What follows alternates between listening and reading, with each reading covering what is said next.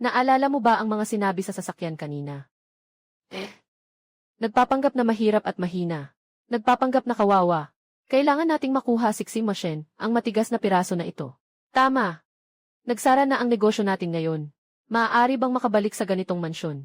Nasa iyo na ang lahat ng pag-asa. Mingzi. Laban tayo. Kuya. Si Ximashen ang kalaban mo. Mas maganda ang bahay nila kumpara sa atin. Maganda ba? Mas malaki lang ang bahay nila. Saang lugar pa kaya ako makakahambing? Hindi kita pwedeng pabayaan ngayon, kailangang managot ka sa kapatid ko. Hindi ko man lang nahawakan ang buhok ng kapatid mo. Anong responsibilidad ko? Kasalanan ko kung bakit ako na-bankrupt. Sukatin mo kung ilang proyekto ang ninakaw mo sa akin. Haha. Yung pagka-bankrupt mo dahil lang yun sa panloloko sa'yo. Nabigo sa pamumuhunan. Ano ang kinalaman ko dito? Bitawan mo ako. Hindi ko ito gagawin maliban kung papayag kang alagaan ang kapatid ko. Maaari mo bang tiisin na makita ang kapatid ko na naglalakad sa kalye? Matagal ko nang narinig na hindi interesado si Ximashen sa mga babae. Ibigay ang kapatid sa kanya. Doon lang ako mapapakalma. Sige, bitawan mo na ako. Papayagan ko na siyang manatili. Ximashen, napakabait mong tao. Ikaw ay magiging mas mayaman at mas mayaman. Kuya Chen, salamat sa pagtanggap mo sa akin. Walang anuman. Dinala ni Chawang ang mga bagahe ni Miss Mu papunta sa pinakatimog na silid sa ikalawang palapag. Malugod kayong tinatanggap ng Young Master at Miss Mu. Masyadong walang tao ang villa ng batang Panginoon. Mayroon ng ganitong ka-cute na babae. Mas magiging masaya na. Miss Mu, manatili ka muna dito. Kung may kailangan ka, sabihin mo lang sa akin. Salamat, Wang Ma. By the way, si Ximuchen ba ay nakatira sa parehong palapag? Ang kwarto ng Young Master ay katabi mo. Si Ximashen ay nakatira sa tabi. Anong nangyari? Wala. Walang anuman. Parang mukhang masungit si Ximashen. Mukhang hindi madaling makasama. Sa ganitong paraan, madalas ba tayong magkikita? Sige na, mas mabuti na to kaysa sa basement. Ngayon ang pinakamahalaga ay kumita ng pera. Suportahan ang kuya para makabangon muli. Umiiyak ba si Miss Mu? Nakararanas siya ng malaking pagsubok. Siguradong masakit sa loob. Umiiyak ang kapatid mo. Hindi mo ba siya pakakausapin? Kapatid ka rin niya sa kalahati. Paano mang-akit ng babae? Paano nga ba? Teka, tingnan ko na lang. Sobrang nakakaantig ng video na ito. Kuya Chen. Nako, sana hindi siya naiinis sa ingay ko. Baka paalisin na ako. Yixet, gusto mo bang uminom ng 8 panandang pandagdag isa? Hindi ko pa natitikman ang 8 panandang pandagdag isa, hindi ako pinapayagan ng kuya ko. Bawasan mo ang pag-inom, huwag kang malasing. Aysat, Litsan. Parang hindi masarap, at parang nahihilo ako. Kuya, hindi ka pwedeng matulog dito. Bumalik ka na sa kwarto. CJ, simula ngayon, bawal uminom ng alak sa pamilya Xi. Ano ito? Easy, gabay sa pag-aalaga ng kapatid. Nandito ang mga damit at sapatos na gusto ng kapatid ko. Mga paborito at hindi paboritong pagkain. At ang ilan sa kanyang mga libangan. Hindi ka ba pwedeng umunlad ng kaunti? Magsimula ka ng muli ng maaga. Iwi mo ang kapatid mong babae. Tama ang sinabi mo. Kaya humihingi ako kay Ginoong Xi ng 50 milyong. Kasama na ang pagkain at iba pa. Muyunyo, ano na ang nangyari sa iyo? Basta't makapagpahinga ang kapatid ko ng maayos. Ano bang halaga ng mukha kong ito? Kahit ibigay ko sa iyo ang 50 milyon, parang itinapon lang sa tubig. Mas mabuti pang gastusin na lang iyon kay Yunshu. Ximashen, ang ganda ng punto mo. Kaya dapat alagaan mo ng mabuti ang kapatid ko. Hindi na kita istorbohin. Shun! Presidente. Magpapasulat siya ng EFI. Sige, Pangulo. Ginoong Mu. Ikaw na ang bahala sa pagtugtog ng piano. Babayaran ka araw-araw. Salamat, Tita Toong. Magpalit ka na ng damit. Maganda pa rin ang kanta ngayong gabi. Parang may bagong tao na. Pero mukhang pamilyar ang taong iyon. Medyo kamukha ni Muyunshu. Ano? Ay, hindi ba't si Shenjia Qianjin Muyunshu ito? Bakit siya nalugmok at nagbebenta ng talento? Song Yingxi, pakisuyo, wag mong guluhin ang trabaho ko. Nasaan ang manager? Bakit kahit sino ay pwedeng pumasok? Wala na akong gana kahit kumain. Miss Song, kalmahin niyo po ang sarili niyo. Agad ko siyang ipapababa. Ayos na ito. Kung sakaling bumalik ako bukas para kumain. Muli kong makikita ang mukha niyang iyon. Miss Song, kung ayaw niyo siyang makita, maari ko kayong dalhin sa pribadong kwarto. Siyempre, kung bibilhin mo ang tindahan namin, ay ikaw na ang may kapangyarihan. Anong ibig mong sabihin? Sasabihin ko na ito ngayon. Kung hindi mo siya aalisin, hindi lang ako, pati ang mga kamag-anak at kaibigan ko ay hindi na dito mamimili. Gaano karaming pinsala ang maidudulot nito dito? Ikaw na ang bahalang magdesisyon. Song Yingxi, wag mong pahirapan si Ate Tong. Aalis na ako mag-isa. Miss Song, magpapatuloy pa po ba kayong kumain? Siyempre. Pasensya na po. Ate Tong, unang araw mo pa lang sa trabaho, ganito na agad ang nangyari. Walang anuman, wag mo na lang isipin. Kaya makakakuha ba ako ng sahod ngayon? Sabi ay araw-araw na bayaran. Salamat, Ate Tong. Sige, magtatrabaho na ako. Mag-ingat ka pa uwi. Kuya, ito ang kinita ko. Kumain ka ng masarap. Dapat ay natutulog na sila. Saan ka na sa alas 11? Kuya Chen, naglakad-lakad ako. Naglakad ako ng 5 oras Simula bukas. Ang curfew ng pamilya Xi ay magiging alas 9 ng gabi. Pero Kuya Chen, matanda na ako. 8:00. Alam kong mahigpit ang mga patakaran ng pamilya Xi.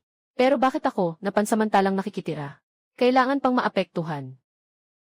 Ano nang nangyari? Kuya Chen, masakit ang tiyan ko. Sobrang sakit, parang hindi ko na kaya. Pumunta ka sa ospital. Gusto kong sumuka. Malapit na tayo sa ospital, tiisin mo lang. Bilisan mo pa.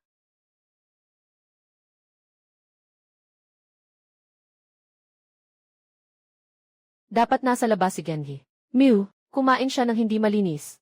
Nagka-viral gastroenteritis. Kung walang problema, bukas ng umaga ay makakalabas na ako. Salamat, Doktor. Nang dumaan ako sa barbecue stall kagabi, napakasarap ng amoy. Hindi ko napigilan. At tumakbo ako palabas para kumain. Dahil ba hindi masarap ang luto ng chef namin? Hindi. Sige, magdadagdag pa ako ng isang patakaran. Ipinagbabawal ang pagkain ng pagkain na walang permit sa kalinisan. Matulog ka na, magbabantay ako dito. Ganyan lang siyang natulog buong gabi. Kung titingnan mo, ang gwapo pala ni Xi Mochen. Pero gwapo siya at may pera pa. Bakit wala siyang kasintahan, siguro siya. Hindi maganda. Gising na siya. Nakatingin ba siya sa akin? Ang awkward, huwag kang lumapit. Huwag kang lumapit. Hindi na ito kayang itago. Magandang umaga, Kuya Chen. Mas mabuti na, tara na sa opisina. Kuya Chen, pasensya na. Nadawit ka, hindi ka makapasok sa trabaho ngayon. Maliwanag na nagkamali ako ng desisyon kagabi. Hindi ba 8:00? Hindi mo naman tinutupad ang sinasabi mo. Miss Mu, kumusta ka na? Yung hitsura mo kagabi talagang natakot kami. Wang Ma, okay lang ako. Kailangan lang magpahinga ng ilang araw. Ayos lang iyon. Gutom na ako. Nagluto ako ng magaan na lugaw na gulay para sa iyo. Kumain ka na. Salamat, Wang Ma. Bakit ang daming missed calls? Hello, kuya. Ano bang nangyari kay Muyunshu? Anong ginawa mo? Pumunta ako sa labas para tumugtog ng piano. Huwag kang mag-alala, wala akong ginawang masama. Huwag ka nang pumunta sa labas muli. Iwan mo na sa kuya ang mga bagay na kumikita. Gusto ko ring makahanap ng trabaho. Kung hindi, nakakabore din dito sa bahay araw-araw. Anong trabaho? Nakakapagod ang trabaho. Ikaw na lang ang mag-enjoy. Medyo abala ang kuya. Sige, mamaya na. Wala akong oras para maglaro ngayon. Hindi na rin ako pinapayagang tumugtog. Ang curfew ay naging alas 7 na. Anong magagawa ko? Hindi tama, sobrang sikat na ngayon ang live streaming. Pwede akong mag-live stream ng pagtugtog ng piano. Dito lang okay na. Madam Wang, ano po ito? Gandang Miss Mu. Lahat ito ay inihanda ng binata para sa inyo. Ito ay mga limitadong edisyon na damit at bag. Puro mga gusto ko pa lahat ito. Basta na lang binili. Kung ayaw mo, pwede mo namang itapon. Ang sakto naman. Basta ka lang bumili, pero tumama pa sa gusto ko. Tama nga pala, Wang Ma. Mayroon ba tayong silid para magpraktis ng instrumento dito? Gusto kong magpraktis ng gitara. May mga dadalhin akong ikaw. Ang presidente ay kasalukuyang may pagpupulong sa mga mataas na opisyal sa ibang bansa. Ito ay magandang pagkakataon para magpahinga. Hindi, ito si Jiangi. Mew. Si Jiangi. Mu ay nagla-livestream at nagtatanghal. Ang prinsesang nalulugi ay nagla-livestream at nagtatanghal. Lahat, halika't pagtawanan siya. Narinig ko na ang kapatid mo ay nakatira sa basement. Bakit ka nakatira sa ganitong marangyang lugar? May nag-aalaga sa akin. Maaari bang magbigay ang pinakamataas na dalaga? Si Jiangi. Mu ay kumikita sa pamamagitan ng kanyang sariling mga kamay. Maaari bang huwag kayong maging sobrang nakakadiri? Boss, tingnan mo. Salamat kay Ginoong Pagong sa ibinigay na sports car. Ang mataas na dalaga. Ngayon, magbibigay tayo ng regalo. Para makuha ang kanyang pasasalamat. Gaano karaming kita ang maaaring makuha ng dalaga sa livestream? Sumama ka sa akin. Anong sumama? Hindi mo ba nakita kung gaano kayaman ang background ng kanyang livestream? Siguradong may nag-aalaga sa kanya. Bakit si Yangi mo ay tahimik na nagla-livestream sa bahay? Nakalimutan mo bang ibigay sa kanya ang card? Paano ko naman nakalimutan yan sa isip ko? Siguradong sobrang nasaktan si Yangi. Munang makita ang mga bullet comments. Saan ka pupunta, Pangulo? Pag-usapan na lang natin ang proyekto sa ibang araw. May mga personal na bagay akong dapat ayusin. Uwi na ako. Anong nangyari, Ginoo? Bumalik ka ng maaga. Nag-iyak ba si Yangi mo ngayong gabi? Hindi ko alam. Nasa itaas siya nag-ensayo ng piano. Sa tingin ko, maganda ang tunog. Magandang gabi, Kuya Chen. Hindi siya umiyak, ibig sabihin umiyak na siya. Hindi mo na ako makikita sa live stream. Ito para sa iyo. Ang password ay, gamitin mo walang limitasyon. Sige na, ayaw ko na lang.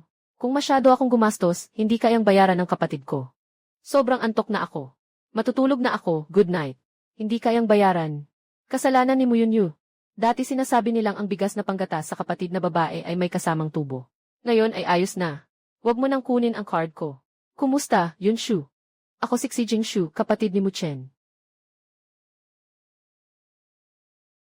Kumusta, ate? May ganitong ka-cute na batang babae sa bahay. Kaya pala itong batang ito. Noong kagabi tinatanong niya kung paano papasayahin ang babae. Gusto kong mag-shopping. Sasamahan mo ba ako, Yunshu? Tara na. Ngayon, si Gongzi ang bahala sa bayad. Sa totoo lang, noong bata pa si Muchen, swerte siya sa pag-ibig. Ngayon, nakasimangot palagi. Parang ayaw niyang lapitan siya ng kahit sino. Buti na lang at sa wakas ay naging bukas na siya ngayon. Ate, nagkakamali ka. Wala talaga kaming ganoong relasyon. Nalugi ako at wala na akong matuluyan.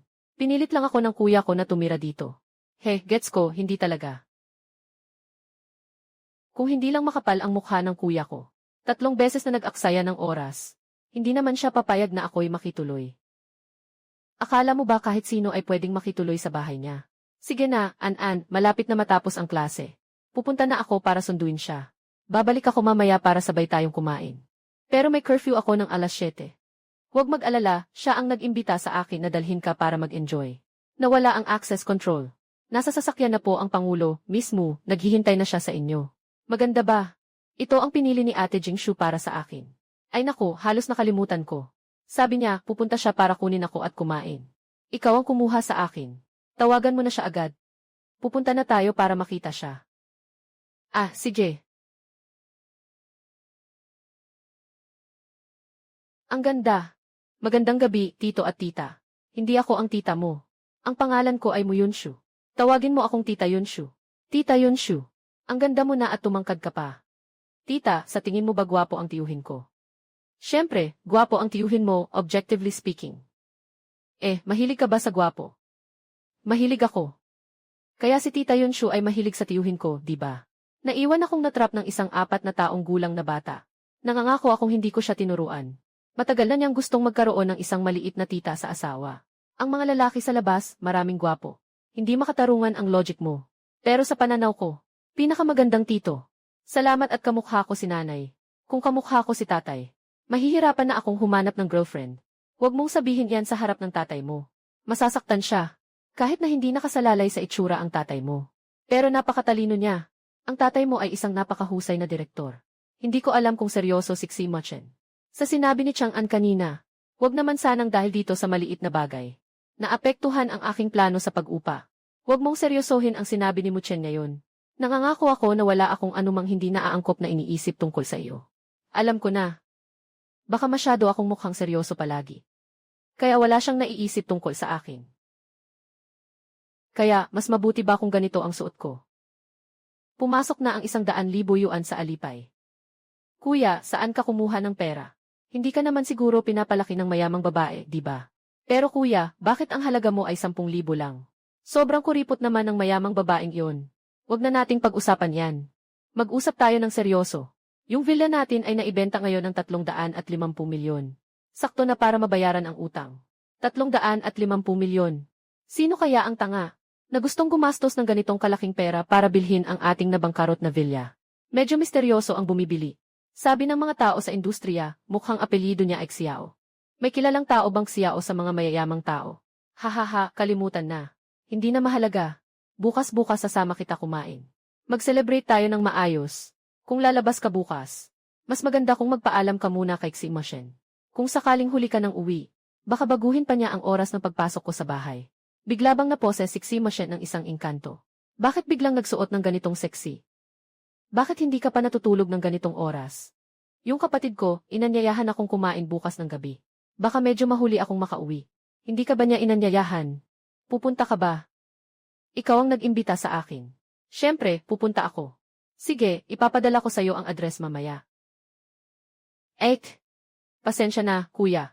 Wala na ang pamilya natin. Bakit ka nandito? Bakit hindi ako pwedeng pumunta? Sa kabila ng lahat, ako pa rin ang may utang sa'yo. Yung 50 milyon na utang ko, nailipat ko na sa card mo.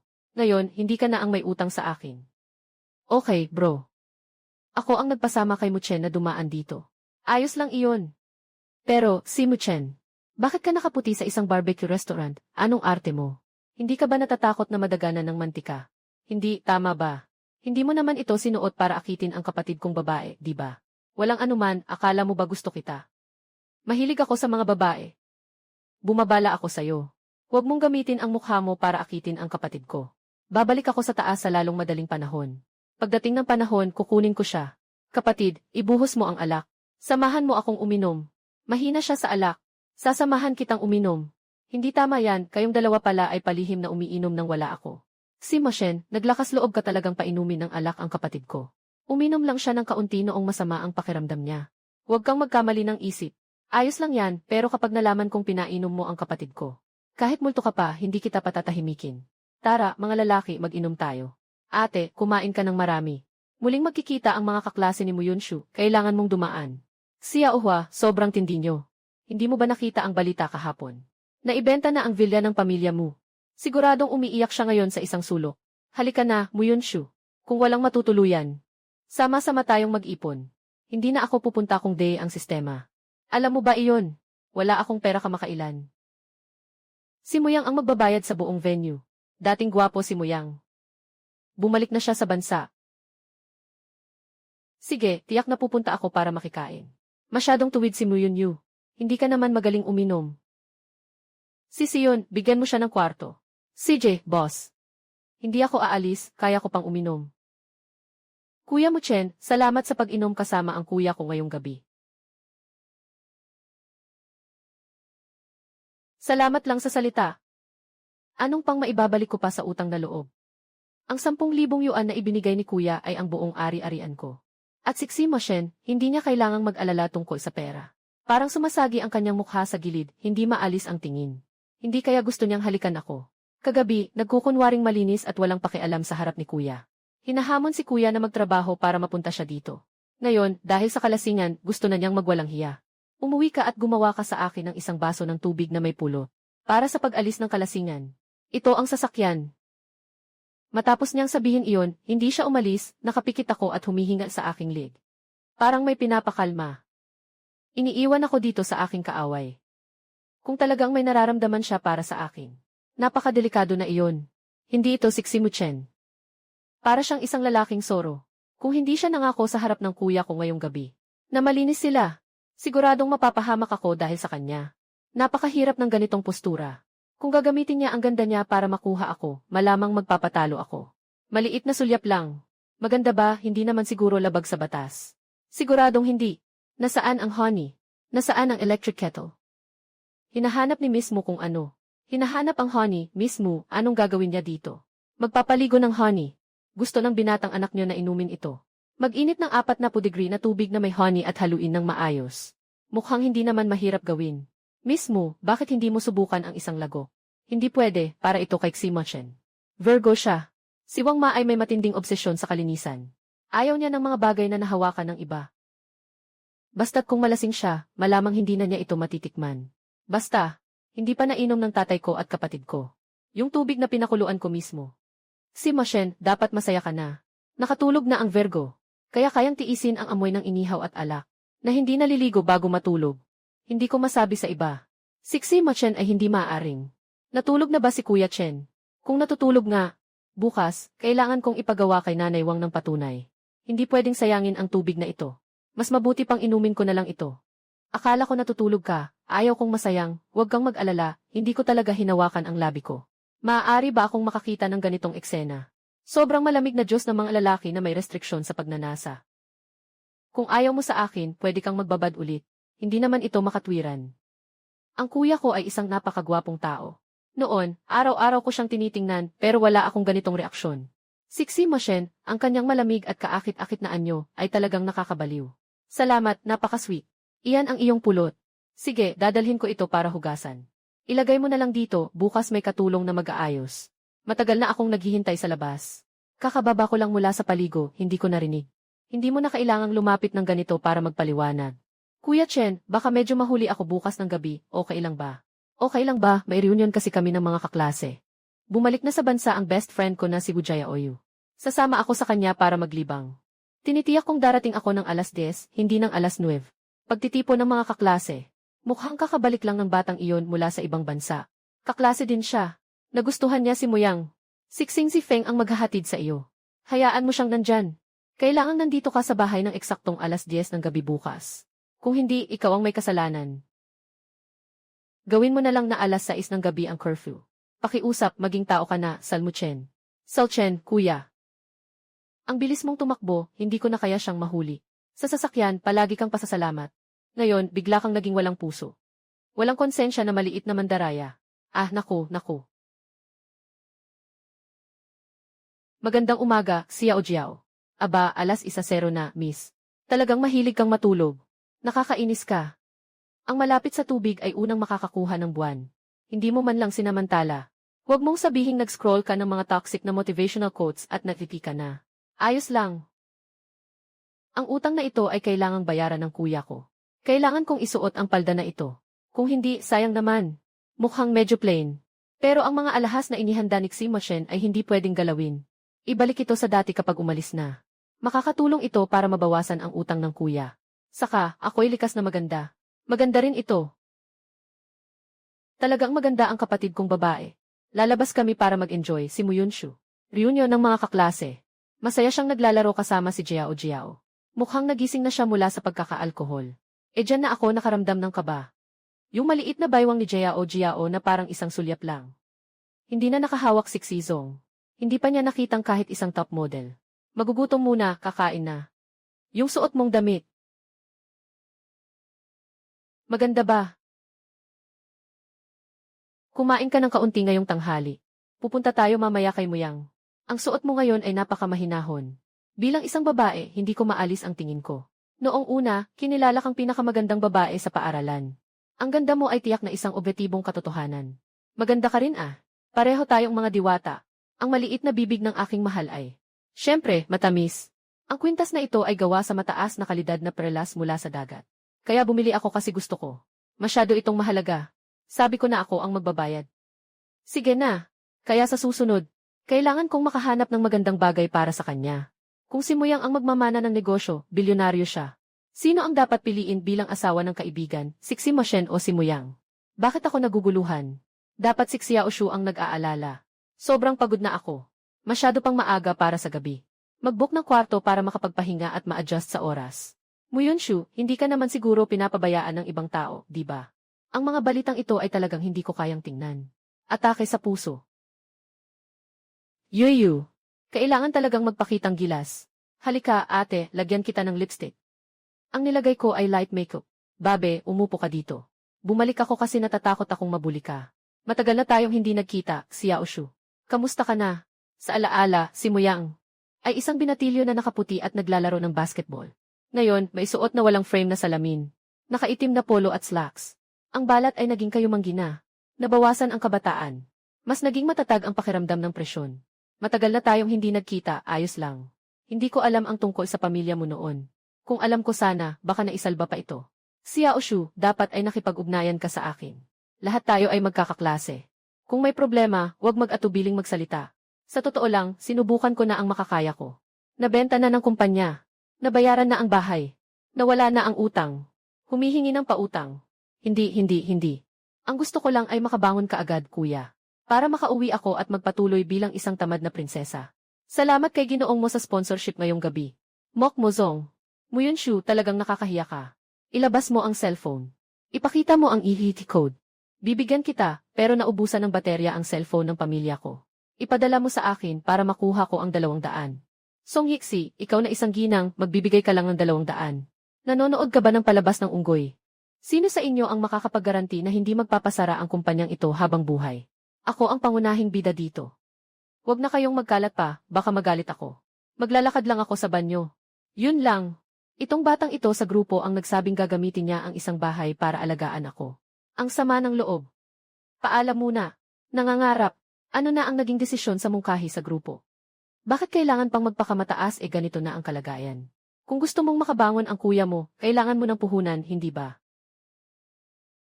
Aalis na ako. Oy, bakit ang bilis mong umalis? Mahal na dalaga. Ngayon ay panahon mo na humingi ng tulong pero nagreklamo ka pa sa akin. Anong klaseng tingin yan? Matagal na kitang pinagmamasdan. Noon, pinoprotektahan ka ng kapatid mo. Ngayon, para kang asong ligaw. Binibigyan kita ng magandang pangalan para itaas ka. Bitawan mo ako, yang Zenbo. Nabaliw ka na. Maliit na prinsesa. Ito ay sa sarili mong kagustuhan. Huwag kang lumapit.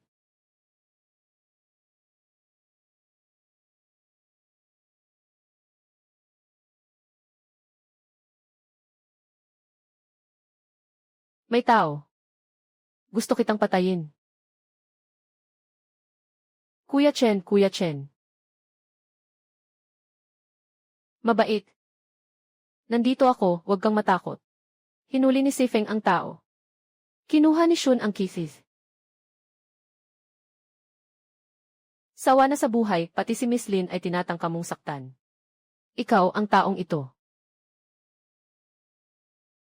Ibibigay mo sa akin ang hairpin. Magpakawala ka, Xiao Shu. Magpunta tayo, Yang Xiao. Pupunta na ba tayo sa opisina para magulat ng salaysay? Siya ang unang umatake. At niyayakap pa ako sa lid. Kuya Chen, tingnan mo. Masakit ba? Salamat kuya, ang ganda ng kuha mo, ang galing. Siyempre, lahat yan ay dahil sa sobrang ganda ko. Alaynan. Pwede bang kalimutan na lang ang nangyari kahapon ni Muyunshu? Hindi kita nasaktan. Sa halip, ikaw ang gumamit ng pang-imbentong pin para ipasok ako sa ospital. Ngayon ay maayos ka na. Yung kapatid mo na nalugi ay mailakas ng loob pang makipag-away. Sinaksak kita. Ano ang hatol ng batas? Sinasaktan ako, huwag ka nang tumawag ulit. Nakarinig ako ng boses mo, parang marumi. Matulog.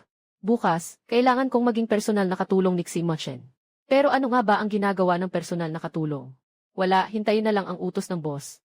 Talagang napaka-generous. Para itong biyayang bumagsak mula sa langit. Kailangan kong kumita ng luha sa 40,000 na kwintas. Siya ay nagbigay ng 60,000 para maging personal na katulong ni Xi Mochen.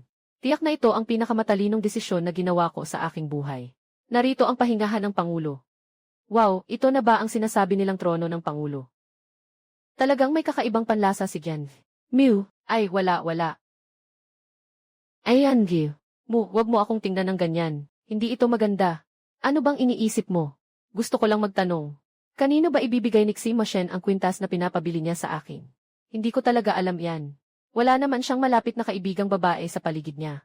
Si Miss mo talaga, sobrang walang pakialam. Ako, noong gabing nangyari ang insidente, nagpakalat na ng balita ang presidente sa Beijing Circle. Sino ang makikipagtulungan kay Yang? Ibig sabihin, nakikipag-away sa pamilya Xi. Kailan naging ganito kalupit ang presidente sa ibang babae? Kung hindi si Miss Mo ang pinapadala niya. Ibig sabihin, siya na ang nakatatandang anak. Si Xi Mochen pa ang mahilig sa ganitong pangarap na isda. Hindi mo mapapansin Sa hinaharap, tiyak na magiging isang tunay na alipin ng babae ang lalaking ito. Mga isda, sis, pwede bang magpatugtog ka ng kaunting musika? Yunshu. CJ, kailan ka pumasok? Kakaalis ko lang. Dito na. Okay naman yung pinili ko, di ba? Mayroon pa rin akong kaunting panlasa. Maganda, magpatuloy ka pa. Isusuot ko ito para sa'yo. Para sa akin. Yixet, napanood ko ang kiki kagabi. Nahila niyang Zenbo ang kwintas sa kanyang lead. Kailangan siyang bayaran ng isa. Mas maganda, isang salita lang. Hindi ito malamig. Ito ay kaakit-akit. Gusto kong hilahin ang necktie na ito na mahigpit ang pagkakatali. Kahit ang malamig na lalaki, humihingal din ba kapag nahihila ang kanyang necktie? Hindi madaling tanggalin. Sobrang dali namang tanggalin. Yung parte na nahawakan ng daliri ko, parang nangangati at nanginginig. Parang nanghihina na ang mga binti ko. Hindi ko sinasadya. Walang anuman, walang anuman. Bakit ganito kapula ang kanyang mga tainga? Misteryoso at malamig na Diyos ng mga lalaki. Sa likod ng lahat, siya pala ay isang purong pusong tao. Ngayon, dapat ba akong bumangon o hintayin siyang bitawan ako? Inutusan ng asawa ng Pangulo na kumain sa lumang bahay ngayong gabi. Pumunta rin si Yanli. Mew.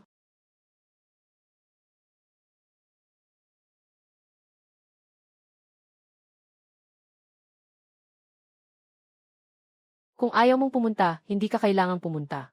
Paano mo alam na ayaw kong pumunta? Nasa mukha mo ang lahat ng reaksyon mo.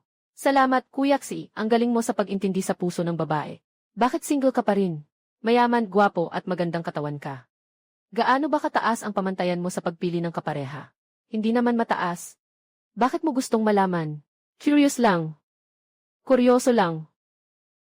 Bakit? Anong aasahan mo sa yaman ng pamilya mo? Sikreto. Kung ayaw mo, ayos lang. Hindi pupunta. Masyadong hindi maganda kung hindi tayo pupunta sa bahay ng mga nakatatanda. Ako ay isang mabait na bata na may magandang asal. Kung pupunta tayo, wala kang dapat ipag-alala. Ang matandang bahay na iyon ay puno ng mga patay na patakaran at napakamahigpit. Ang kanyang masiglang personalidad ay tiyak na hindi makakayanan ito. Ngunit kung hindi siya papayagan, tiyak na magbibigay ng pressure ang mga nakatatanda sa kanya. Mag-isip ng dahan-dahan. Una, kumain tayo. Kahit ang isang makapangyarihang sihi ay kumakain sa cafeteria. Siguradong hindi pangkaraniwan ang cafeteria ng pamilya Xi.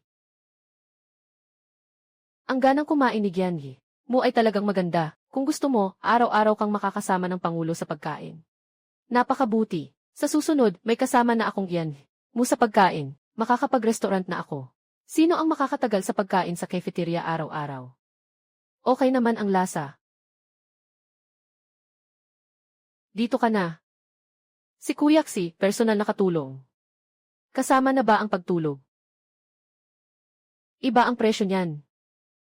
Hindi sapat ang 100,000. Ganito na ba kalawak ang isip ng mga kabataan ngayon? Parang ako na lang ang nang-aagaw. Gumagawa ng mga malupit na bagay. Mu Yonshu, kung malaman ni Kuya Xi na ako ang nakipag-usap sa'yo. Unang papatayin niya ikaw o ako. Hindi tayo pwedeng ganito, di ba?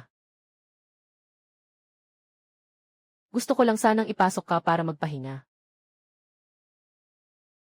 At ikaw? Bakit?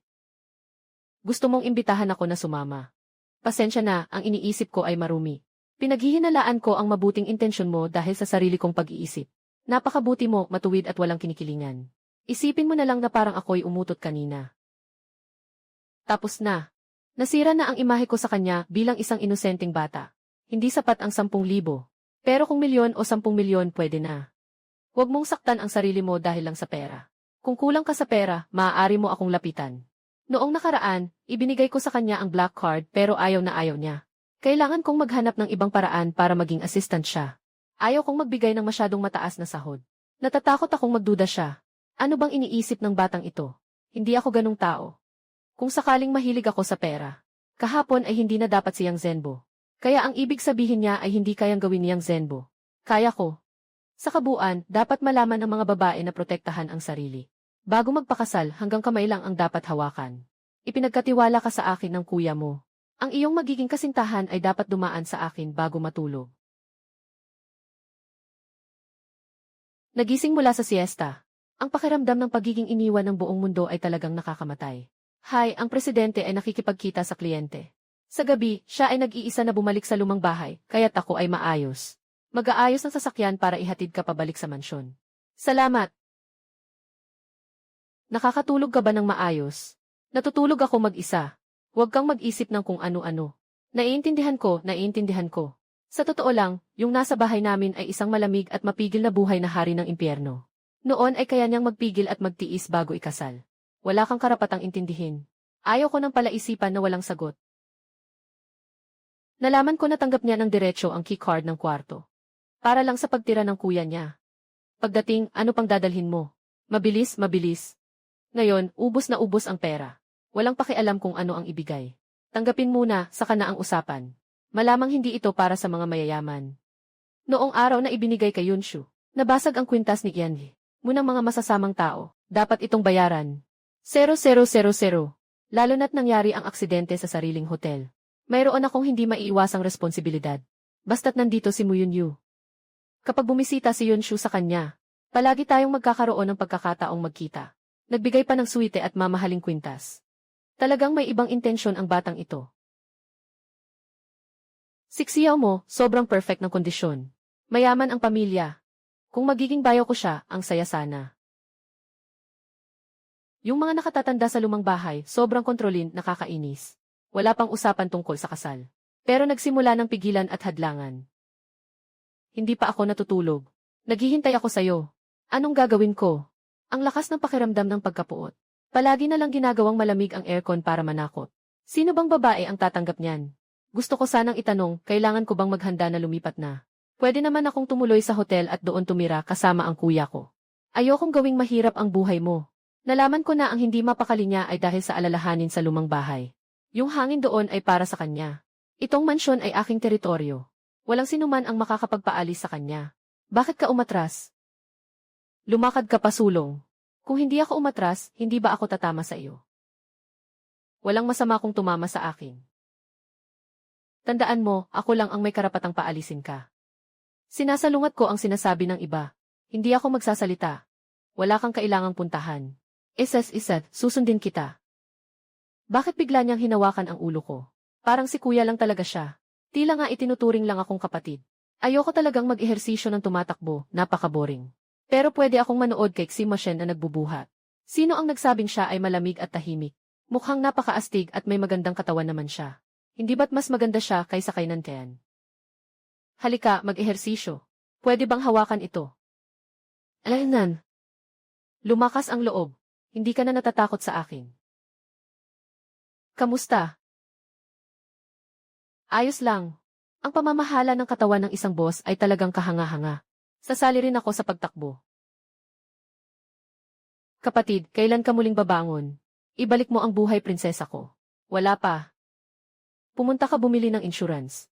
Kung sakaling mapagod ka isang araw, maaari akong makatanggap ng pera bilang panimulang kapital. Isulat mo akong benepisyaryo. Talagang ikaw ang aking kapatid na babae. Hindi ka ba pwedeng umasa ng kaunti sa akin? Muyunyoy, gusto mong ibenta ang kapatid para sa karangalan. Binalaan kita. Huwag mong isipin na maari akong ipagpalit para sa investment. Nag-aral ako ng pamamahala ng negosyo. Hindi ako, wala akong ibang sinasabi. Kung wala kang kakayahan, ayos lang. Ngunit ibebenta mo pa ang kapatid mong babae para makakuha ng pera. Kaya mo bang alagaan? Kung hindi, ibalik mo siya sa probinsya. Kaya kong alagaan. Lahat ng ito ay kasalanan ko. Lolo, kalma ka lang. Mukhang sobrang bilis ng pagreklamo ni Muyunshu. Kailan ba matatapos ang ganitong miserable na buhay? Nag-transfer si Ximachen ng 200,000. Tala, wala akong oras. Samahan mo ang kapatid na babae ko sa concert bilang tagadala. Salamat, Kuya Xi, ang laki ng hita mo. Hita, saan ka nakatuon? Paano niya nalaman? Kanina umaga, hindi naman niya ako masyadong tiningnan. Ito ay isang biro mula kay Crayon Shinchan. Ibig sabihin, napaka-generous ni Ginoong Xi. Sa gitna ng araw, nang aagaw ng bata, mga tao na nagbebenta ng tao. Yunshu, ito ang asawa ko, si Pei Chuan. Si Ate Jingshu ba ay naimpluwensyahan ng masamang espiritu? Ang itsura niya. Sobrang katulad ng totoong buhay na Beauty and the Beast. Ganito ba kalawak ang pamantayan ng pamilya Xi sa pagpili ng kapareha? Pasensya na, pasensya na. Ha. Walang anuman, lahat naman ay ganyan ang sinasabi. Noong panahong iyon, ako ang niligawan ng asawa ko. Nagsusuyo kay ate. Nalilito ka ba? Pero talagang marunong mag-alaga ng bata ang bayaw. May insomnia ang presidente, dahil hindi umuwi si Yangi. Mukagabi, namumukadkad ang bakal na puno. Presidente, tiyak na may gusto ka kay Jens. Mew. Pumunta ang driver, nagdala tayo kay An-an para maglibang. Kunin mo si Yunshu sa airport. Ikaw mismo ang kukuha kay Yunshu, hindi ang driver. Ang pakiramdam ay talagang iba. Talaga, mas magiging masaya siya kung ikaw ang pupunta. Ginoong Xi. Ito na ba ang sikat na pagtatanim ng strawberries? Paano ba talaga ito itinatanim? Kailangan bang laging halikan o sipsipin ang leg? Wala bang panganib sa buhay? Gaano kalakas ang kailangan dito? Nakauwi ka na ba? Kakauwi ko lang. Ikaw? Haha, matagal na akong hindi nakakaramdam ng ganitong pagpapahinga. Salamat sa espesyal na pag-aayos mo. Matigas ang bibig pero malambot ang puso ng boss. Siyempre, ikaw ang personal na katulong. Ito ay tungkulin sa trabaho, hindi mo na kailangang magpasalamat. Magandang gabi, bukas magdadala ako ng regalo para sa iyo. Magandang gabi. Uy, Kuya Chen, nandito ka rin para sunduin ako. Kasama sa daan ng usapan. Mula nang umalis ang eroplano, hindi mapakali ang presidente. Nasa pulong ang mga tao. Nasa ibang mundo na ang isip. Bakit sobrang kinakabahan si Ginoong Xi?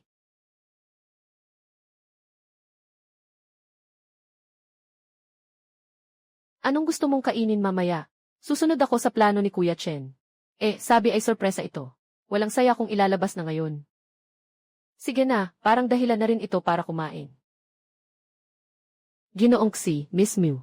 Nakahanda na ang private room, dito po kayo. Ngayon hindi kami sasakay sa private room. Gusto ko ng pwesto sa first floor malapit sa bintana. Matagal nang hindi mahilig sa babae ang prinsipe ng pamilya Xi. Ngayon, magpapakita si Muyon Shu sa main hall ng may high profile. Para magpadala ng senyales sa mga tao sa pamilya Jing. Binabantayan niya itong babae. Sino ang mga has na galawin si Muyon Shu mula ngayon? Kundi ang saktan si Xi Mochen. Walang sinuman sa kabisera ang mga has na galawin ang pamilya Xi. Si Xi Mochen ay talagang lalaki sa tuktok ng food chain. Walang dumi, kundi nag-fade lang ang lipstick. Malapit na tayong kumain, tamad ng ayusin. Bakit siya patuloy na nakatingin sa akin? Isang araw na hindi kita nakita, parang 3 taon. Kung may maliit na strawberry sa lig na ito. Sobrang nakakabighani ang tanawin. Muyon Shu, anong iniisip mo? Walang kwenta. Binigyan ka ng magandang tahanan sa malaking villa. At naglakas loob kang lapastanganin si Kuya Chen na tahimik. Pupunta lang ako sa banyo.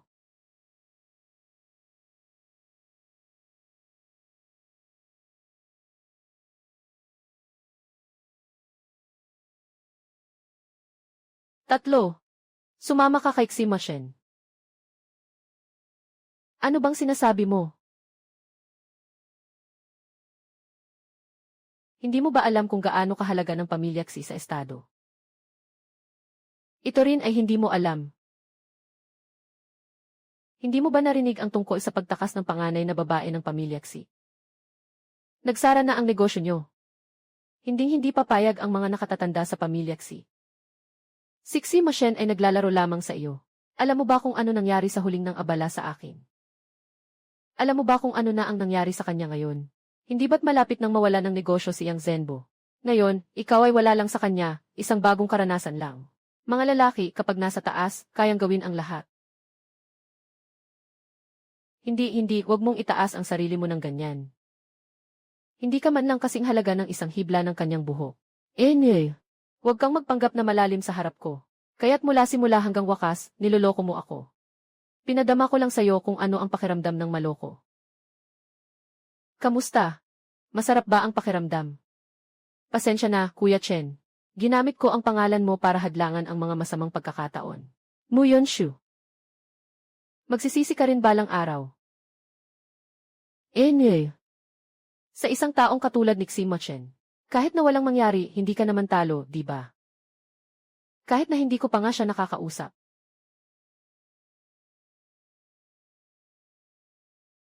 Kung magsisisi man ako, wala kang pakialam doon. Ayusin mo ang sarili mo. Uwi ba si Kuya Chen? Umalis?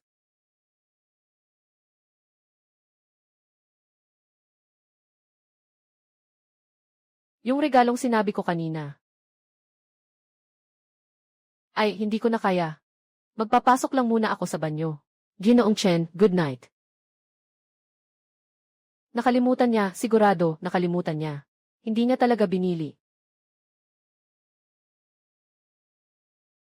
Ginoo, ano nang nangyari? Hindi ko rin alam. Ang isip ng lalaki ay parang karagatan. Hindi ko maintindihan. Ganito na lang ka-late, nagdadala ng gatas si Wang Ma.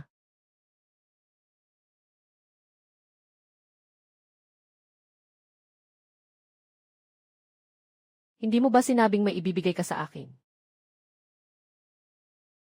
Bumibisita siya sa ganitong oras para humingi ng regalo. Sadyang nang aakit siya sa akin, di ba? Bihira lang ito, si Mo Chen. Kuya Chen, kanina sa sasakyan nagpatakbo ka ng aircon. Dahil hindi ko agad na ibigay sa iyo ang regalo. Tulong, ang cute niya. Ang lamig sa sasakyan dahil mababa ang temperatura ng aircon. Kahit anong mangyari, hindi ko maamin ang ganitong kabatugan. Talaga. Si Kuya Chen ay kayang magpatawag ng hangin at ulan. Hindi siya magagalit dahil sa isang maliit na regalo. Kaya mong magpatawad sa mga maliliit na bagay. Kahit na talagang nakalimutan ko, hindi ka naman magagalit, di ba? Talagang nakalimutan. Sabi mo, hindi ka magagalit. Hindi ko nakalimutan, hindi ko nakalimutan. Tumayo ka lang dyan, huwag kang gumalaw. Naghahanap ako ng kung ano. Bumili ng regalo para sa demonyo. Mabilis na mag-isip. Kapatid na Chen, alam mo na bang nalugi ang pamilya ko? Sobrang hirap kaya medyo pangit ang regalo. Huwag kang magreklamo. Kung magrereklamo ka, ibigay mo na lang kay kuya. Bigyan mo siya ng tiket sa concert, kasama na ang hotel at lahat. Kahit na nagbabayad pa sila ng 200,000 na pasensya. Ginagamit niya yung bagay na panggamit sa kuya niya para lang mapalampas ako. Kuya Chen, piliin mo muna yung natira, ibigay mo sa kuya ko. Nung bumili ako, iniisip ko kung alin ang bagay na bagay sa akin. Si Ma Shen ay nakasuot ng itim na kamiseta. Tiyak na siya ay isang malamig at distansyang tao, isang top-level na abstinent. Naka-red wine na kamiseta, hawak ang baso ng red wine. Iyon ay isang mapanlinlang na gentleman na nakakalason. Si Kuya Chen ay talagang maganda ang katawan. Sa tingin ko bagay silang lahat. Kukunin ko pareho. Hindi naman siya isang mayamang tao. Para makipag-agawan sa kapatid kong bankrupt. Sa dalawang nakasele na polo, di ba? Sayang naman. Saan naman pwede yun? Swerte ng damit na ito na napansin ka, Kuya Chen. Enye. Magandang gabi. Magandang gabi, Kuya Chen. Walang anuman, si Muyunyu, yung gastador na iyon. Hindi karapat-dapat na magsuot ng ganitong mamahaling damit. 2 piraso, gumastos ako ng 6,000 dolyar. Ang gwapo. Nakuha ko na ba ang isang yaman? Kailangan ba akong magtrabaho ngayon, boss? Hindi na kailangan. Humihingi ako ng permiso na bisitahin ang kuya ko. Pinayagan. Si Kuya Chen talaga ang isang mabuting boss. Mahal kita.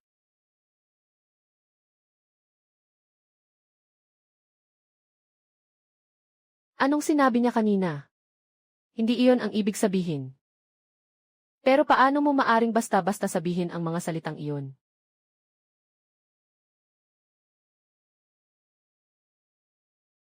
Pakinggan yung dalawa. Hindi galing sa hangin ang pera ng kumpanya. Huwag mo akong sapakin, kailangan ko pa ang mukha ko para makabawi. Sino ang sumampal sa iyo? Huwag kang magpanggap. Umaasa sa mukha para makabawi. Aling mayamang babae ang biglang nabulag, na gustong mag-alaga sa'yo. Ha ha ha. Yunshu, mahal. Bakit bigla kang nag-check? Nagdesisyon na ako. Magsisilib ako bilang tagapagsubaybay araw-araw. Ang bahay na ito ay puno ng mga magaspang na lalaki. Amoy usok at apoy. Anong pinapasok mong usok? Hindi ba mas maganda kung nandyan ka lang sa Jingshan Manor? Kulang ka ba sa panggastos? Sige, bibigyan kita. Sister, magsalita ka naman. Ding, pumasok ang 100,000 yuan sa alipay. Ibinalik na ni kuya ang lahat ng kanyang brief sa'yo. Haha. Sabi mo maglalaro ka, magdadala ka daw ng regalo sa akin. Dumating kang walang dala. Handa kang magbayad, handa kang magbigay, regalo pa. Hindi ako bumili. Ang kapal ng mukha mong magpabaya sa akin. Talagang hindi ka bumili, ano? Kung wala, wala talaga. Kung wala, wala talaga. Kuya, wala akong kulang. Iponin mo na lang ang pera mo. Pasensya ka na, kuya. Kinuha ni Si Machine ang regalo. Natakot akong sabihin kasi baka ma-insecure ka. Kasalanan ko rin, kuya. Kailangan magpursige si kuya sa pera. Para maibalik ka sa bahay at magpatuloy bilang prinsesa. Binilhan kita ng insurance ni kuya. Pero ayaw ko munang mag-withdraw agad. Ang pangit mo talaga, kuya. Magpahinga ka ng maayos, kuya. Ikaw na lang at lolo ang natitira sa akin. Huwag mong ipagsapalaran ang sarili sa trabaho. Bakit hindi man lang ako asahan ng kapatid kong babae? Ay! Pero talagang nag-aalala pa rin ang kapatid ko sa akin. Sino ang nag-aalala sa'yo? Ako ang nag-aalala para sa sarili ko. Kung alam ko lang na ganyan ka kawalang ina, hindi ko sana pinayagan na magkalat ka. Hindi ko sana pinayagang maging assistant sila ang suguang. Ngayon, masaya pa rin ako bilang mayamang anak ng pamilya. Nakakainis. Sobrang malas. Shushu, huwag kang mag-alala. Sisiguraduhin ng kuya na magkakaroon ka ng tahanan. Kuya. Ay naku, huwag kang umiyak, mahal na ni Nuno. Ngayon, dadalhin kita sa paligid ng bahay gamit ang sasakyan. Kumagat ng gutom. Akala mo umiiyak ako. Naantig lang ako sa sarili ko. Sobrang baho. Aalis na ako. Ingat ka, Ginoo.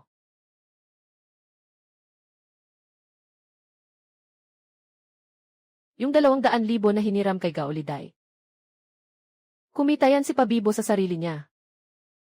Kita mo yan. Huwag mong ipagsawalang bahala ang mga maliliit na bagay.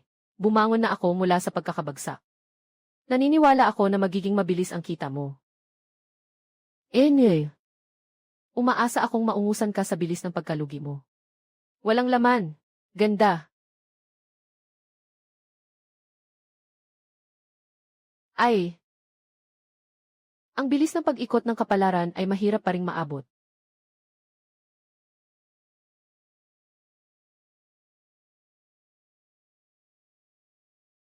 Si Kiangi, mo ba ito?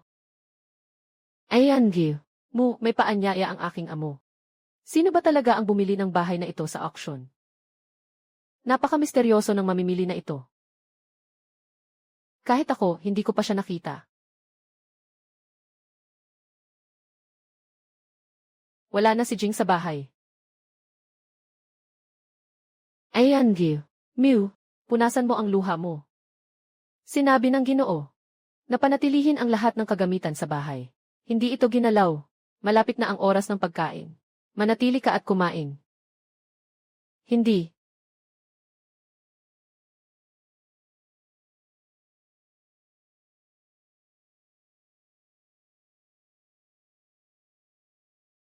Si Ginoo at si Binibini mo ay umuwi ng malungkot noong tanghali. Nagsara siya sa kanyang kwarto at hindi lumabas. Ano ang tungkol sa hapunan? Ay, walang kahit isang subo. Sabi niya, wala siyang gana. Ang alimango na niluto ng chef. Ayaw sa masamang pagkain pero gustong kumain sa kalsada. Nagtatae sa kalagitnaan ng gabi.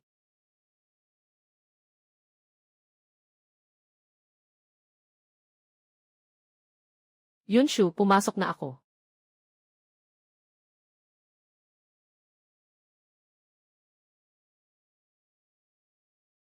Si Yunshu ako.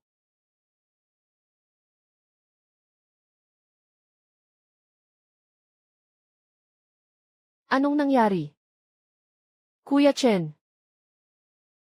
Bumalik ako sa dati kong bahay ngayon. Sobrang namimiss ko ang bahay.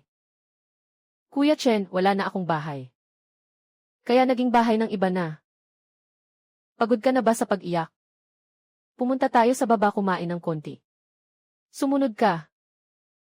Pagbusog ka na, saka ka pwede muling umiyak. Hindi ako 3 taong gulang. Sandali lang, pakiusap lang. Sabi mo, kung paano kita papagaanin, yun ang gagawin ko. Sandali, kukunin ko ang kanyang 6,000 na kamiseta para gawing basahan. Dahil ito ay panaginip, hindi na ako mag-aatubili. Tama bang sinabi niya kanina na kahit anong gusto ay okay lang? Kaya ba, Kuya Chen? Malaki ang loob ni Yunshu. Hindi ba't sinabi mo na nasa panaginip ako? Paano kita ko maaaring lapastanganin? Malinaw na ikaw ang nanglapastangan sa akin. Nakapaghalik na ba sa'yo ang isang babae dati? Lahat ng buhay mag-isa. Ikaw ang unang babae na umupo sa aking hita. Alaynan, modelo ng kabutihang lalaki. Karapat dapat sa papuri.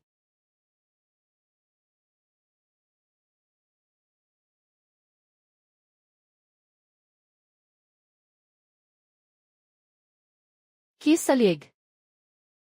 Anong klaseng halik to? Yunshu. Nakikita kong may maliit na berry sa liig ni Jingshu. Gusto ko ring subukan. Ginagawa mo lang akong eksperimento. Hindi sapat ang lakas ng apoy. Pwede ba dito?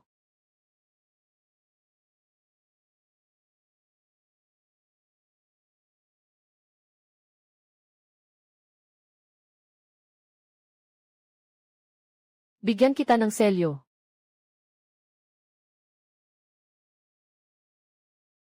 Ngayon, masaya na. Alaynan. Masaya. Ang sariling pangarap ay talagang masaya. Kahit ang Diyos ng pag-iwas sa laman ay kailangang sumunod at hayaan akong lagyan ng selyo. Ayaw na bang bumaba para kumain ng noodles? Walang gana kumain. Inaantok.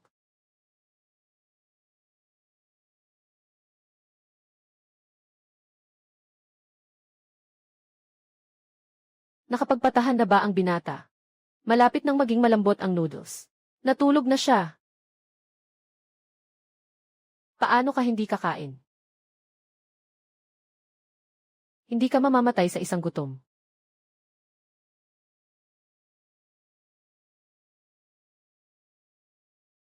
Wala namang pulang marka sa leg ko nang bumalik ako kanina. Anong ginawa ng dalawang nag-iisang tao sa dilim sa loob? Sa wakas, namulaklak ang punong bakal. Naway tulungan tayo ng Diyos. Bantayan mo siya ng mabuti. Kung may kahit kaunting pagkakamali, huwag mag-alala, Ginoo. Tiyak na maayos ko ito. Magandang umaga, Kuya Chen. Nagising ka na at kakain. Paalam.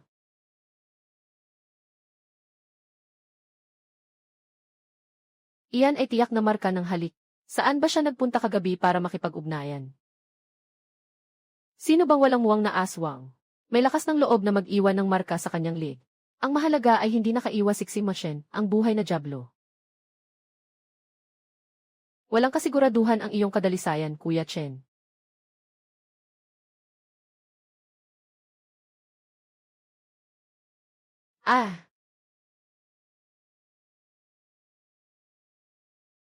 Sino ba itong pangit na naging espiritu mula sa walnut?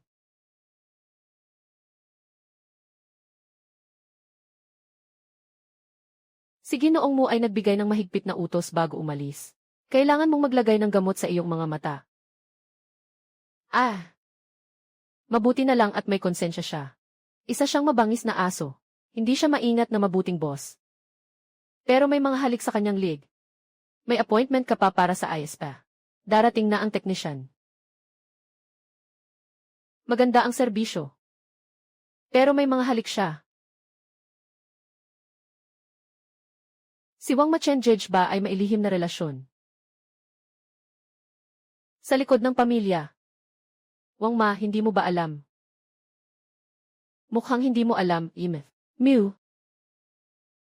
Ibig sabihin ba, kagabi ay pinilit ng malaking binata? Hindi, mali, pinilit. Bakit nandyan ang marka ng halik sa liig ng malaking binata? Sandali, ang ibig mong sabihin ay, yung strawberry sa liig niya ay tanim ko.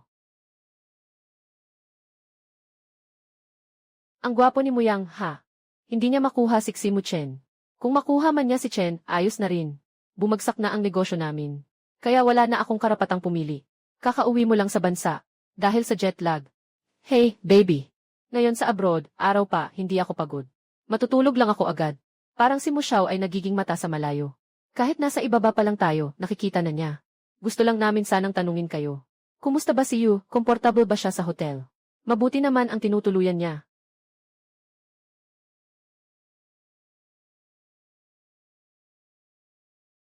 Yun Shu. Naiisip ko, nakakaboard. Samahan mo akong maglaro ng ilang baraha. Hindi, lalabas muna ako para huminga ng hangin.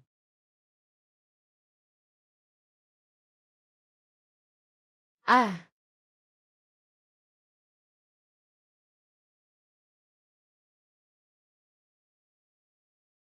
pumili ng 122. Napili. Nakaayos. Ay, nadulas ako. Diyos ko, paano ko ito mababawi?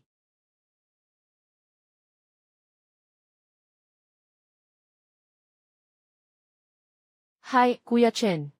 Magandang gabi. Uminom ka ba? Kumagat lang ako ng kaunti. Kahit kaunting alak, namumula na ako. Bawal uminom sa labas. As at Visan. Hindi pa umuuwi. Si Yeyu. Nasaan kayo ni Muyunshu? Kasama ko si Moyang. Moyang. Nasa Night Cafe Bar ako. Ang address ay no. 12, Jeksang Road, Siling District. Pinaalis ko siya na ihatid ako pa uwi. Bebe, bakit ka nagtatago sa labas? Tara, pumasok ka at maglaro. Liu turn. Shushu, umupo ka muna dito. Pupunta lang ako sa banyo. Babalik agad ako. Yunshu, parang hindi ka masyadong umiinom. Tutulungan kitang magbuhos. Hindi na, ako na lang ang bahala. Yunshu, hindi naman ito maganda. Ipinapaabot ko sa'yo ang isang baso. Hindi mo naman ako gustong lasingin, di ba? Anong makukuha ko sa paglalasing sa'yo? Hindi naman ako masamang tao. Paano nangyari ito? Na pinapayagan ang kapatid na manatili sa presidential suite ng libre, si Mo. Dapat ay mabait na tao. Ipinagmamalaki kita. Noong mga panahong iyon, ako ang kumatawan sa buong klase para bisitahin ka sa ospital. Naiintindihan mo ba? Talaga? Naiintindihan ko.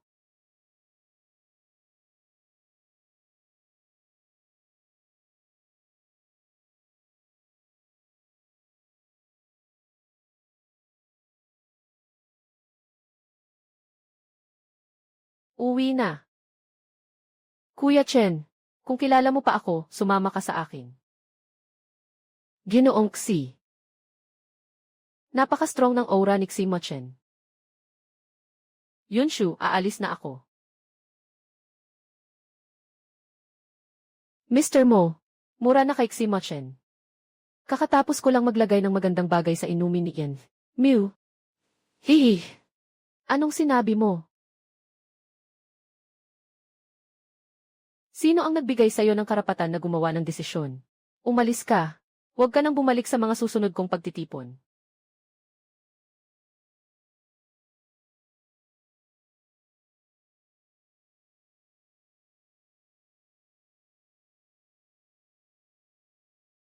Muyunshu, wala ka bang mata? Hindi mo ba nakikita kung gaano kasaya ang mga tao sa kwartong iyon? Gusto ko lang sanang tanungin ang tungkol sa kalagayan ng kuya ko. Sumpa, hindi ako gumawa ng kahit ano. Uminom lang ako ng isang baso. Huwag mong sasabihin sa kuya ko. Sa hinaharap, huwag na kayong pumunta sa ganitong lugar. Kuya Chen. Masakit ang pakiramdam ko. Alainan. Sobrang bait mo sa akin.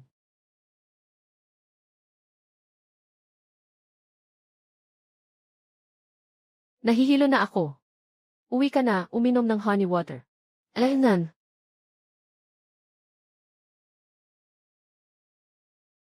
Kaya mong tiisin. Huwag mong sirain ang malamig na gwapong idol. Bilisan mo na.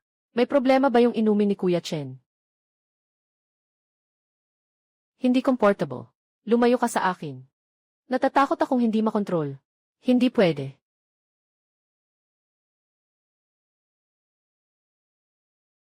Mas mabuti na ba ngayon? Sobrang init.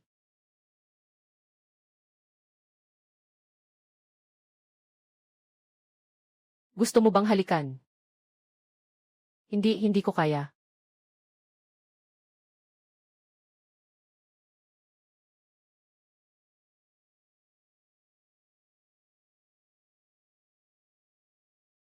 Bakit mo ako hinalikan? Hindi ka ba nahihirapan? Parang medyo okay na. Tiisin mo na, malapit na tayo sa bahay.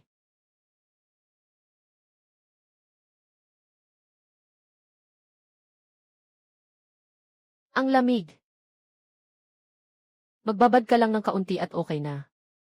Tatawag ako ng tao.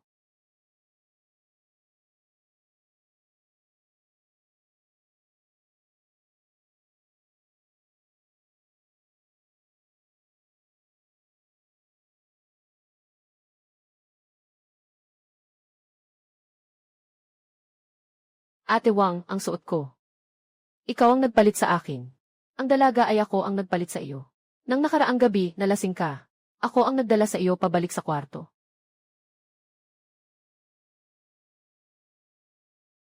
Bumaba na ang lagnat. Salamat sa tulong mo kagabi. Huwag mo akong sisihin sa pagkakataong iyon. Sisihin mo ang salarin na naglagay ng gamot. Ngayon ay hahanapin ko si Muyang para sa usapan. Kaya't kailangan maging mahigpit ang mga patakaran sa pagpasok. Kung gusto mong makipaglaro sa kaibigan, hayaan mong pumunta siya sa mansyon para kumain ng agahan.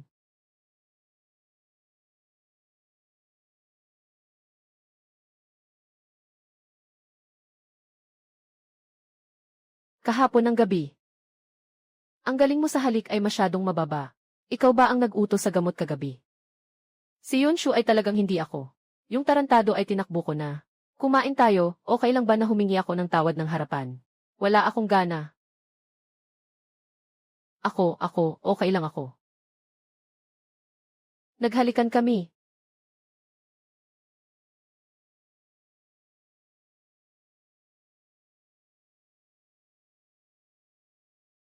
Tita Yunshu, pumunta ang nanay ko sa mundo ng dalawa. Ibinato ako kay Tito. Tito, gusto kong matutong lumangoy. Tita, maganda ka naman sana. Tito, hindi nakatuon si Tita Yunshu sa warm-up. Palagi siyang nakatingin sa mga ebis mo. Hindi ko ginawa. Kuya Chen, ang ganda ng katawan mo. Natural lang na tumingin ako ng kaunti. Walang masama kung gusto mong manood.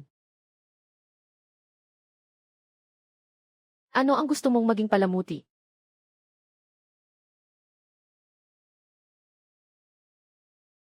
Kuya Chen, ang ganda ng mga dibdib mo. Gusto mo? Ikaw ang nagsabi niyan.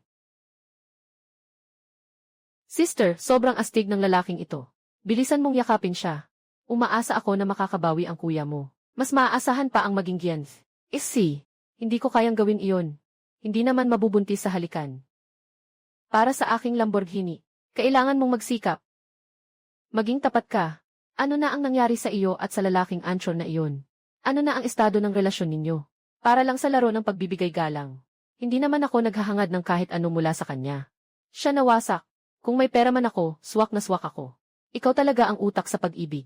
Nailagay mo na ang pera. Hindi pa nga kayo nagkita ng mukha. Tama ang sinasabi mo. Ang lola ko ay gumastos ng napakaraming bigas. Hindi man lang nahawakan ang EBS. Baka peke ang EBS. Hindi ba talo ako ng malaki? Kailangan agad na ayusin ang pagkikita. Talagang mahilig matulog sina Tita Yunshu at Tita Yueyu. Babe, ang Lamborghini ko. Huwag mong kalimutan ang Lamborghini ko. Ay naku. Tita Yunshu. Naku, ang lupa. Makikipag-ugnayan na ako sa iyo ng malapit. Ay.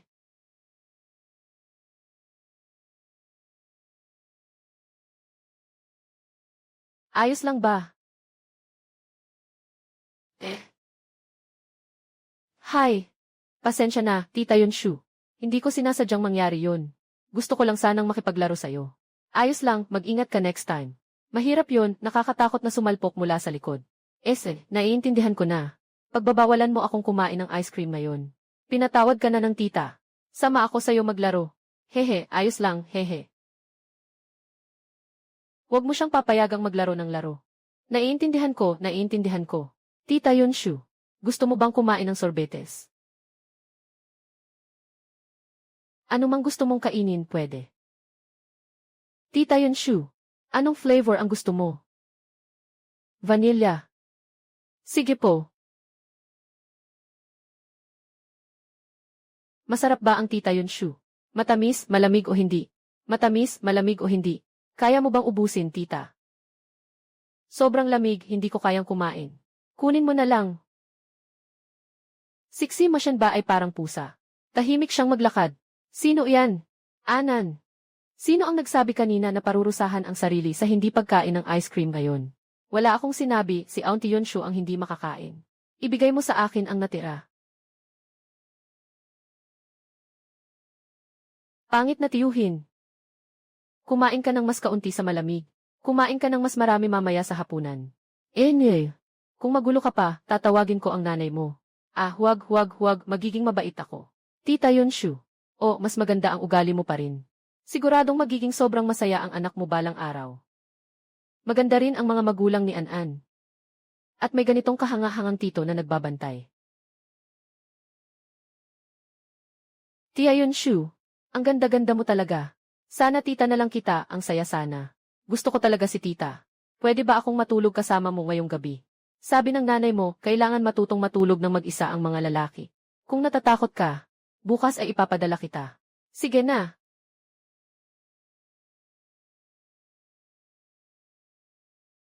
Ang lambot ng mukha mo, ang sarap hawakan. Tita Yunshu. Hawakan mo naman ang mukha ng tito ko. Ihambing mo kung sino ang mas maganda. Anong, ikaw ba ang sundalo na ipinadala ni Buwan? Sino ako para hamakin ang malaking demonyo?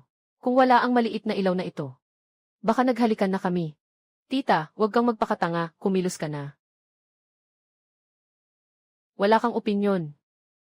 Sundin mo si Anan. Makipagtulungan ka. Ngayon, magiging masunurin na siya. Kanina, sino ang kumuha ng sorbetes ng pamangkin? Palaging nagbabantang ipapadala pabalik sa kanilang bayan ang mga bata. Tita Yunshu. Hawakan mo. Tiyak na mas malambot ang mukha ko. Talagang napakaayos ng buto nito. Tita Yunshu, doble ang iyong pamantayan. Kanina, sobrang diin mo nang minamasahe ako. Sa tiyuhin ko, napakabanayad mo. An-an, ang sarap hawakan ng mukha mo. Tiyuhin, tingnan mo, ang galing ko, di ba? Yikset, kahit magaling, walang gantimpala. Masakit pa ba? Alanan.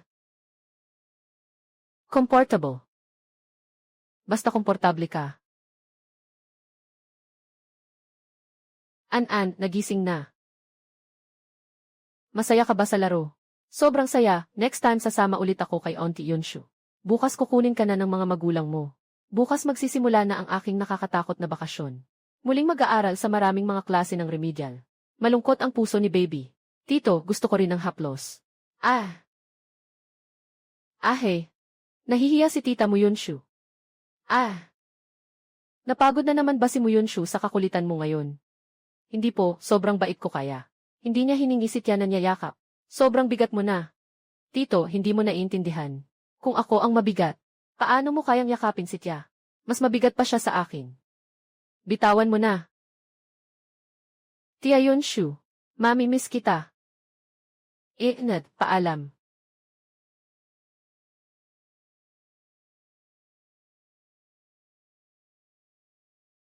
Boss, anong utos bukas? Ang bayad sa serbisyo ni An-an ngayon. Hindi pwedeng tanggapin ang bigas na ito.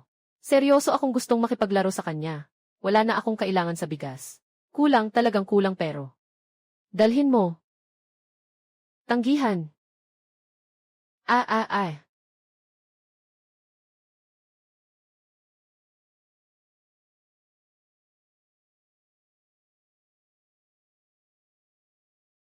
May problema si Kuya Chen. Hindi tumanggap ng bigas kasi may problema siya sa puso. Akala niya ito.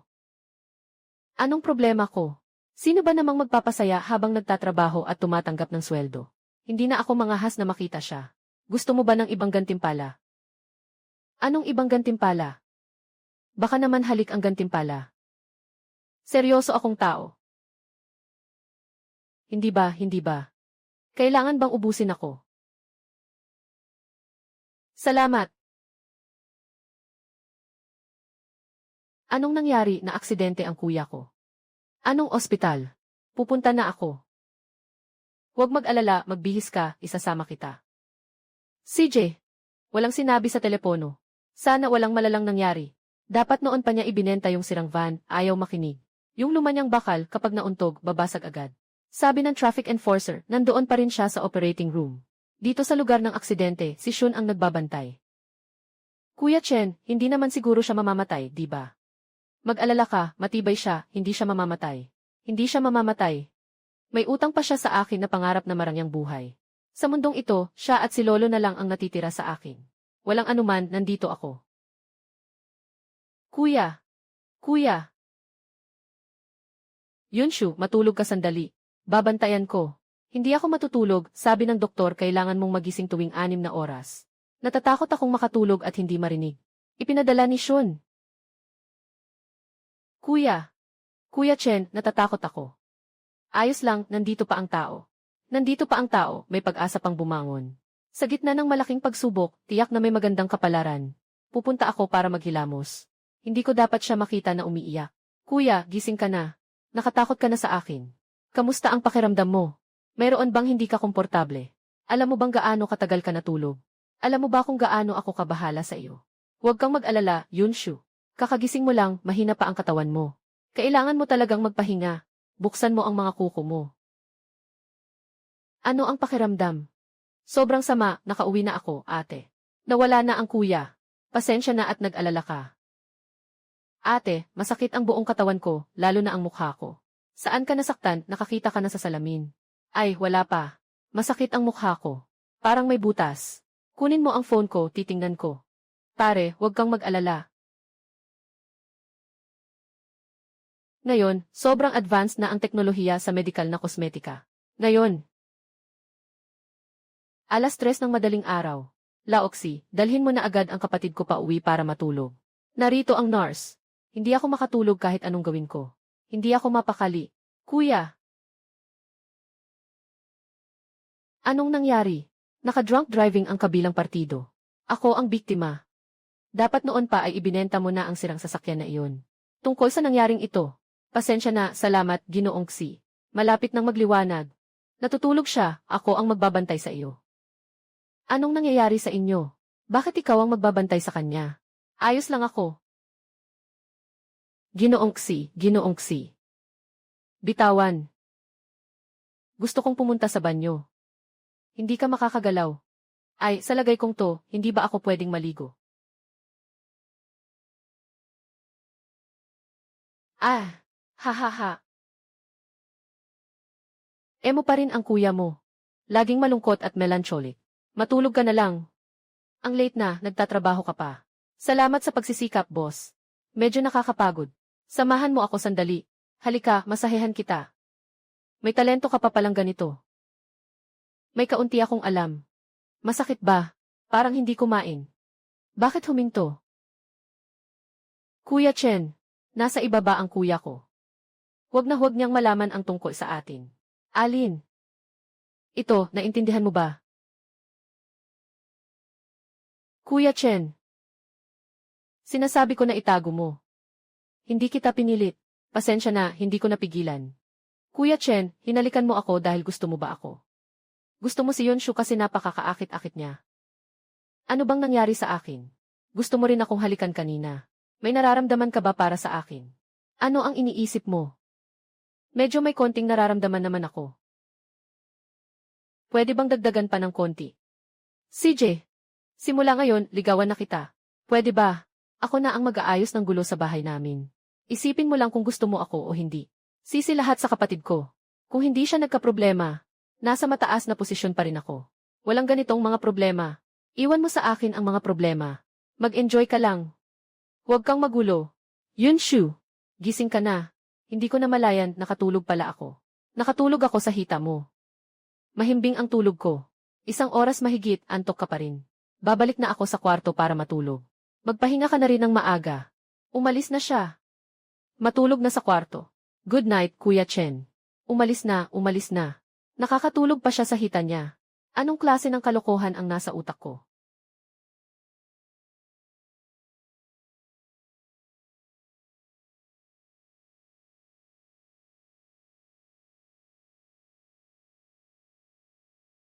Good morning, Kuya Chen. Morning. Matagal nang gumising si Lauxi ngayon. Kagabi ay nag-overtime siya. Nag-overtime kagabi. Ang linaw ng pagkakahawak mo. Alaynan. Naku, kagagising ko lang, hindi pa ako nakakapag-isip ng maayos. Nakita ko si Wang Man na nagdadala ng kape pataas. Kape sa kalagitnaan ng gabi. Siguradong abala sa trabaho. Hindi naman siguro nagbubuhat ng bakal. Sana'y hindi ka na lang nagtatrabaho, Lauxi, talagang workaholic ka. Walang sapat ang 8 oras sa isang araw para sa'yo. Sobrang masipag. Kahit mayaman ka, nagtatrabaho ka pa rin ng todo. Para kang isang walang pusong makina. Ako ay isang tao na may damdamin. Para sa mabuting tao, inumin mo ito. Talagang hindi ko maintindihan ang isip ng mga lalaki. Kahapon, si Xi Shen ay kinuha ang aking kapatid. Sobrang hirap ng buhay niya. Maaari ba akong makisali sa kasiyahan? Mas masaya ito kaysa manood ng unggoy. Maging tao tayo. Iyan ang kapatid ko. Kakatapos lang namin magbakasyon ng mga magulang ko. Wala akong oras para bisitahin si Kuya Yu. Pumunta ako para magbigay ng suporta, gets mo? Kuya Chen, pwede bang bisitahin niyo ang kuya ko? Salamat, abala ka ba sa trabaho? Medyo namimiss na kita. Wala nga. Pero namimiss kita. Sakit ng binti ng kapatid. Maglakad ka dito. Pagdating mo dito, bibigyan kita ng tubig. Kapatid ka ba talaga? Siyempre, para sa ikabubuti mo, pinipilit kitang gumaling agad. Halika na, ito ay tubig na makakapagligtas. Sino ang kausap mo? Ngumingiti ka na parang bulaklak. Yueyu,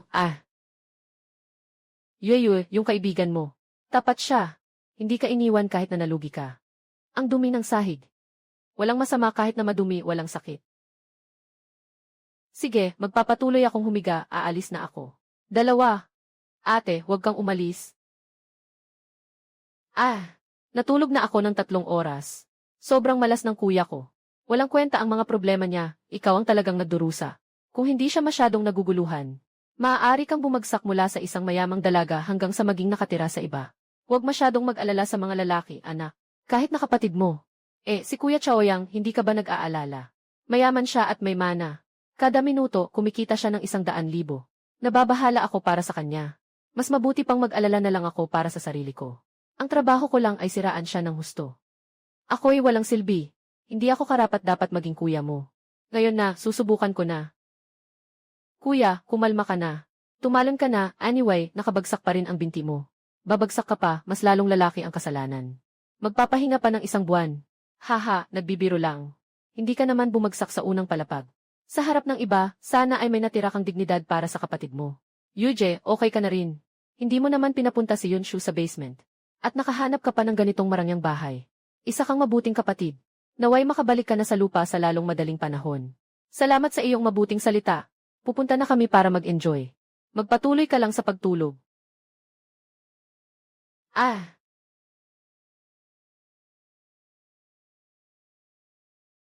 Kailangan ng kapalit para sa kapatid.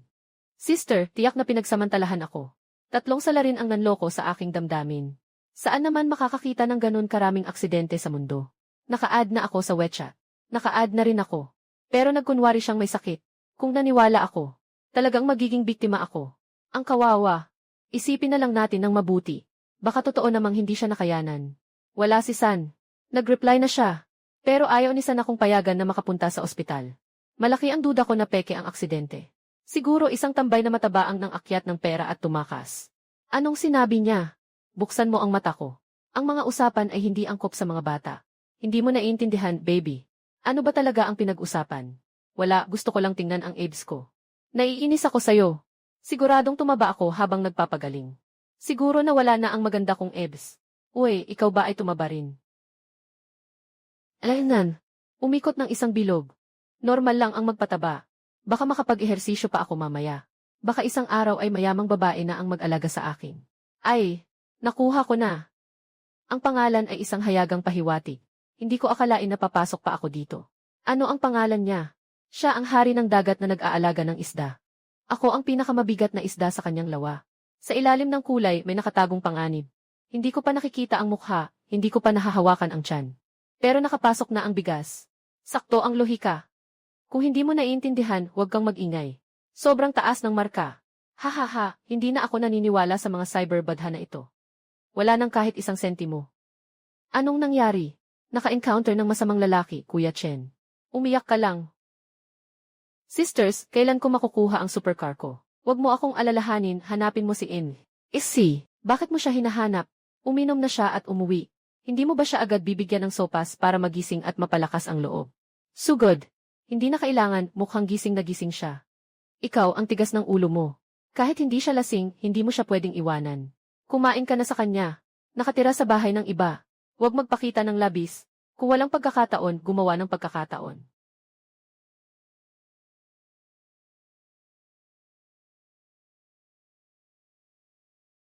May kakayahan bang makakita ng lahat itong tao? Hindi man lang kumatok. Kuya Chen, tubig na may pulot. Pumasok ka at magsalita. Sige, hindi na ako papasok. Naging duwag na ako. Hindi mo naman ako kayang kainin. Kuya Chen, ang lawak ng kwarto mo. Mas malaki kaysa sa kwarto mo. Gusto mo bang lumipat dito? Hindi, okay lang yung sa akin. Sobrang perpekto. Halos na mahulog ako. Kung lilipat ka, ibig sabihin ay matutulog tayong magkasama. Sandali, maliligo muna ako bago uminom.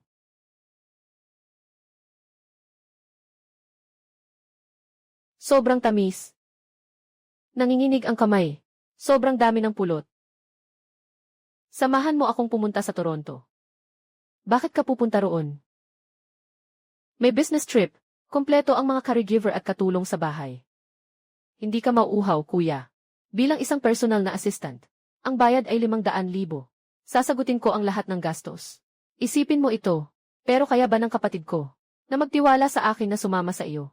Aasikasuhin ko siya. Gaano katagal si Kuya Chen? 3 araw para sa trabaho.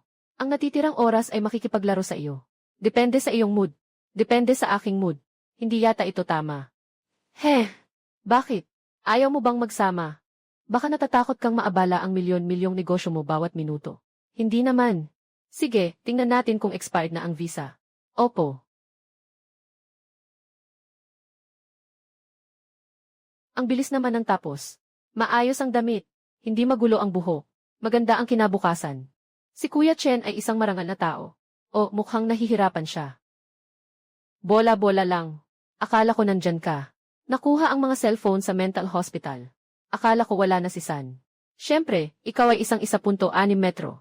Na mabigat na lalaki na may 200 pounds. Nag-live stream na ako at nagpakita ng mukha. Tama ba na ganito ang mga akusasyon? Sinasabi mong ako ang nag-aakusa. Kailangan mong patunayan ang iyong sarili. Hindi pa ganap na gumaling. Sige, mag-practice ka ng mabuti. Huwag mo akong bigin.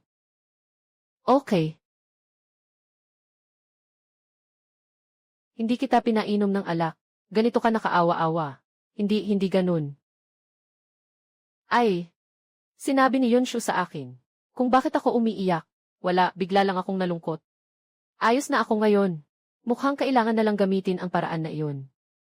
Oh, kaya pala pupunta sa mall para mamili. Talagang nakakapagpasaya ito. Una, bibili ng lipstick. Bawiin ko lahat ng mga halik ngayon. Mula ngayon, ako na ang bahala sa kanyang lipstick. Kuya Chen, ang pagod mo. Magpahinga ka na sa hotel.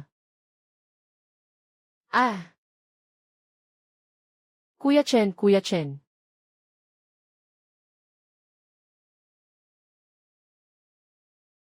Ilagay mo ako sa lupa, maglakad na tayo.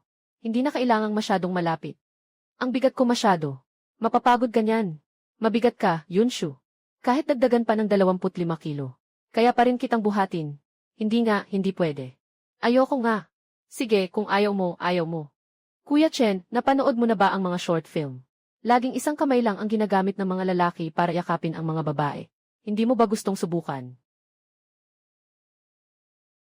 Anong posisyon?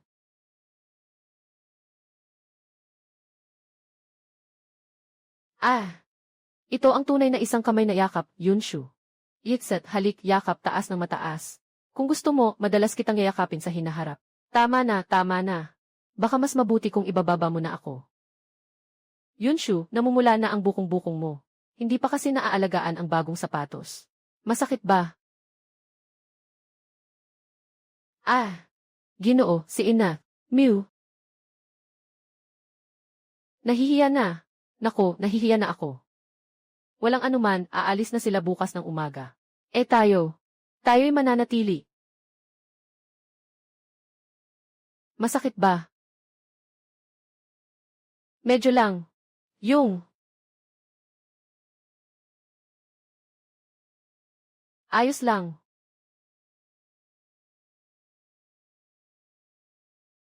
Tapos na, kuya ko. Bakit dito tayo nagkita? Huwag kang magsalita. CJ. Kuya. Anong ginagawa mo? Kumpleto lang ni Chen ang kontrata. Kakain lang namin ng hapunan at bumalik na sa hotel. Medyo inaantok na ako. Kamusta na ang paggaling ng binti mo? Ayos naman ang recovery. Hindi na kita istorbohin, matulog ka na. CJ. Nagsinungaling ako sa kuya. Walang anuman, magagalit lang siya sa akin. Basta't hindi niya ako masyadong saktan.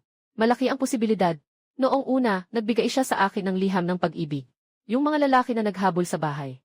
Lahat sila ay pinagsabihan ng kapatid na lalaki. Sobrang hinahangaan si Yunshu. Siyempre, ipinanganak akong maganda. Mula pagkabata, parang bituin na sinusuportahan. Yung mga ligaw na bulaklak ni Yunshu ay mga pangit na bulaklak. Anong ibig mong sabihin? Sino ba talaga ang itinadhana para sa'yo, ikaw ba? Ako, maaari mo akong laging pagkatiwalaan. Hindi pwede, ako nga mismo hindi ko mapagkatiwalaan ang sarili ko. Kuya Chen, masyado kang walang ingat. Hindi ka pa yata nag-install ng anti-scam na API, ano? Nag-install na ako. Ayos, huwag kang basta-basta magtitiwala sa iba. Ayos lang, huwag basta-basta maniwala sa iba. Ang halaga mo ay parang naglalakad na target. Ang kapatid ko ay niloko ng pinagkakatiwala ang assistant at naubos ang pera. Dahil dito, nalugi kami. Sige, susunod ako sa iyo. Huwag kang makinig sa akin. Wala akong alam. Huwag kang makikinig. Hindi, sa susunod gusto mong humalik. Susunod akong humalik sa'yo. Nasa isip niya ay halik na lang ba?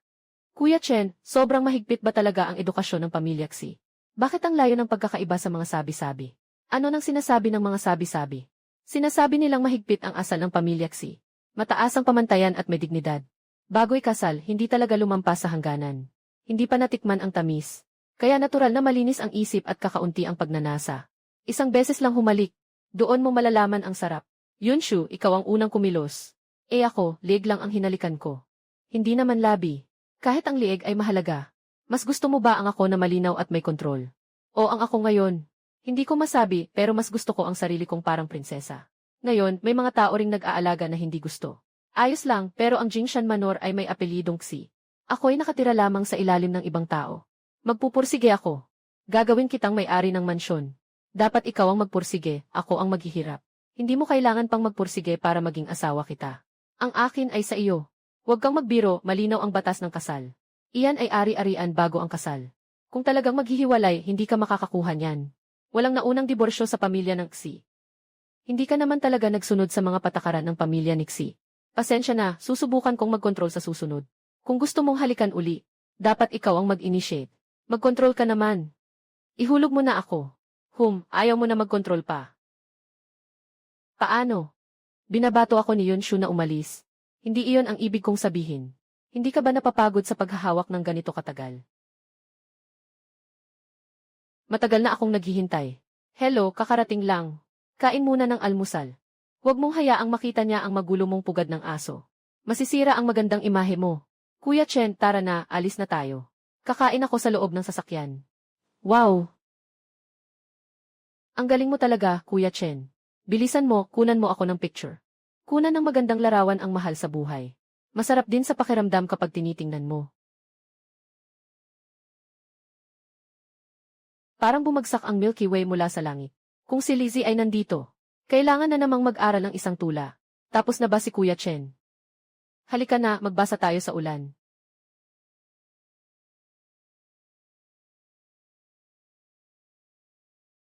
Medyo malamig. Anong kalokohan ang ginawa mo kanina? Huwag kang magtakbuhan, delikado yan. Oh,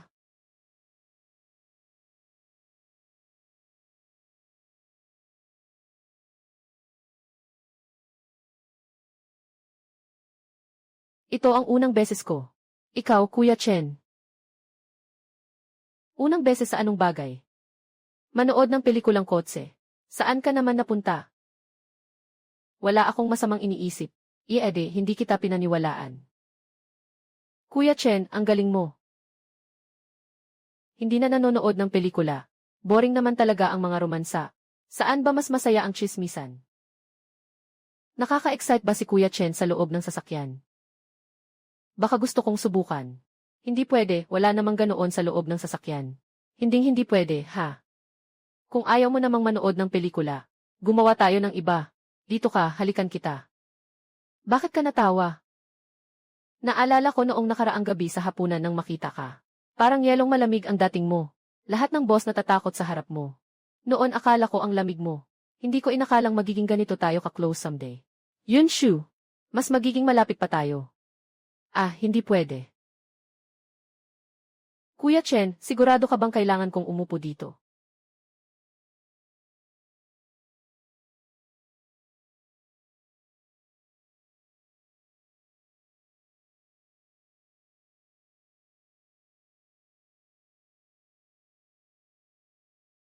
Lolo. Simu Chen. Ang hindi pagsasalita mo ay parang hamon sa akin. Naiinis si Lolo. Dapat lang na mapalo ka. Anong hindi mo nagustuhan sa alok kong kasal? Ayaw ko. Bankrupt na ang pamilya mo. Hindi lang niya tinanggap siya. Gusto pa niyang pakasalan siya. Tumulong na muling umangat ang kanilang pamilya. Kaya ko ring kumita mula sa pakikipag-ugnayan sa pamamagitan ng kasal. Pakiusap, Lolo, bigyan mo ako ng kalayaan sa pag-aasawa. Ano kung pilitin kita na makipag-ugnayan? Ang nag-iisang anak ng pamilya Jing ay makapagbibigay sa iyo ng malaking tulong. Hindi ako papayag na pakasalan mo siya. Pinipilit mo akong pakasalan si Jing Pinking. Hindi rin ako papayag.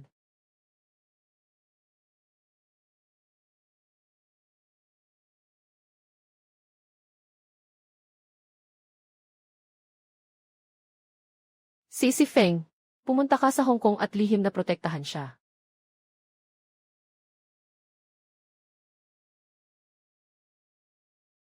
Kuya Chen, anong nangyari sa likod mo? Sino ang bumugbog? Nakatanggap ako ng palo. Si Lolo ang bumugbog. Bakit kanya binugbog? Pinipilit niya akong makipag-ugnayan sa ibang pamilya. Hindi ako pumayag. Kuya Chen, kailangan kong mag-practice bukas ng umaga. Matutulog na ako.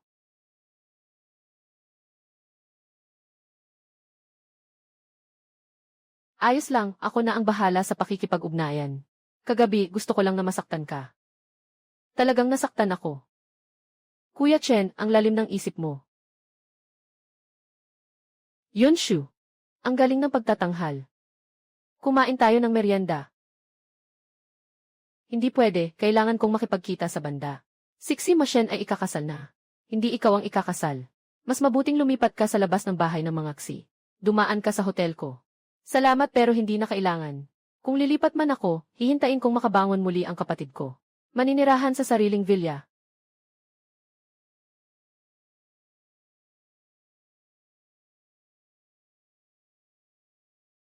Pangulo, hindi pa rin umaalis ang kaluluwa ni Muyang. Hindi lang basta nagbibigay ng bulaklak, kundi nakatira rin sa parehong palapag ni Ian. Mew.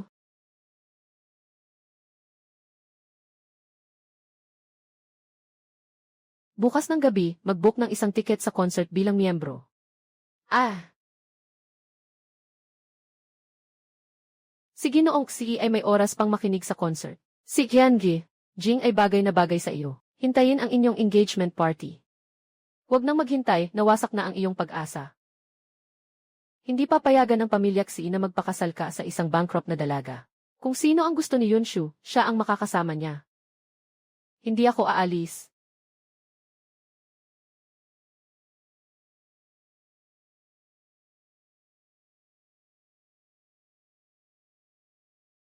Kuya Chen.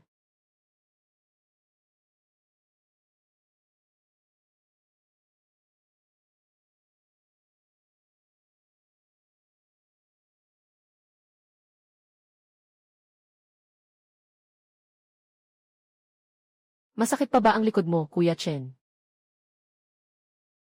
Masakit. Kapag humalik ka, mawawala na ang sakit.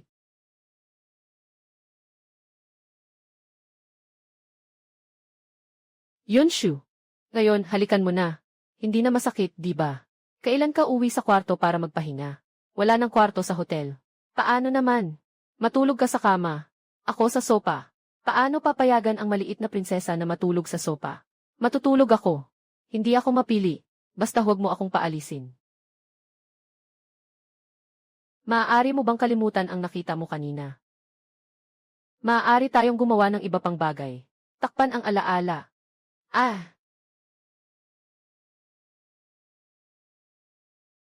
Lumabas ka muna at pumikit. Pareho, babalik ang kapatid kong babae bukas sa Beijing. May oras ka bang sunduin siya?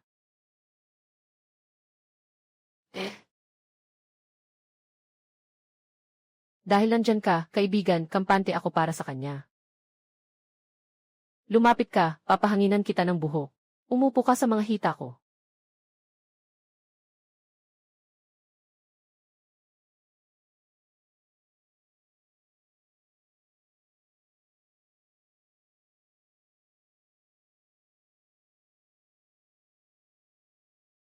Hindi ka makapaniwala na lumabas ka mula sa kwarto niya.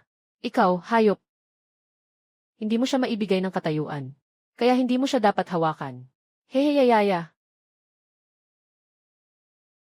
Sat the sun. Kailangan kong maging responsable sa kanya habang buhay.